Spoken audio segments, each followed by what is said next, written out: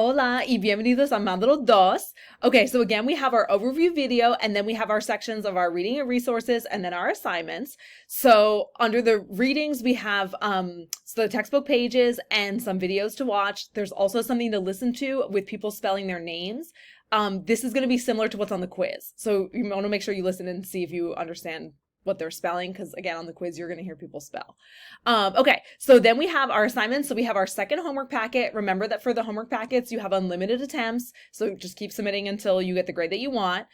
For the speaking assignment, you are going to be answering those questions in Spanish. So you're going to answer with your name, spell your name in Spanish.